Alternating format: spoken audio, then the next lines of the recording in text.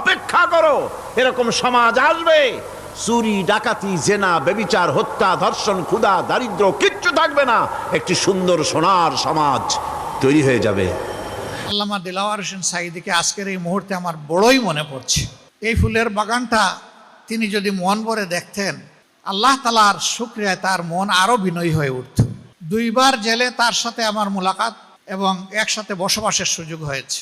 বের হয়ে আসার সময় আমরা পরস্পরকে জড়িয়ে ধরেছি, কান্নাকাটি করেছি।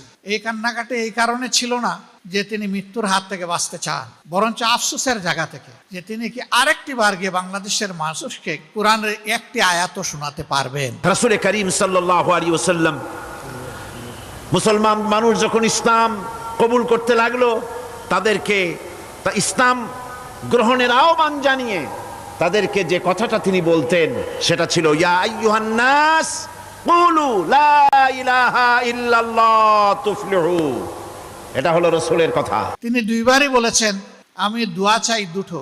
একটি হচ্ছে আল্লাহ যেন তাফসিরের ময়দানে 1টা মিনিটের জন্য হলে আমাকে আবার ফিরায় নেয়। দ্বিতীয়টা, আল্লাহ পাক যেন আমাকে তার ঘরটুকু শেষবারের মতো আমাকে তাওয়াফ করার তৌফিক দান করেন।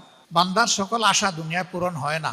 আল্লাহ তাআলা সাবিরিনদের জন্য আখিরাতে তার জিম্মায় অনেক নিয়ামত রেখে দিয়েছেন। আল্লাহর নবী বলতেন, মানব সকল কল্যাণ যদি পেতে চাও, মুক্তি যদি পেতে চাও, বাঁচতে যদি চাও, যদি শোষণ বঞ্চনা থেকে যদি মুক্তি পেতে চাও, তাহলে পড়ো লা ইলাহা ইল্লাল্লাহ। জোরে পড়েন লা ইলাহা ইল্লাল্লাহ, লা ইলাহা লা ইলাহা লা ইলাহা ইল্লাল্লাহু মুহাম্মাদুর রাসূলুল্লাহ।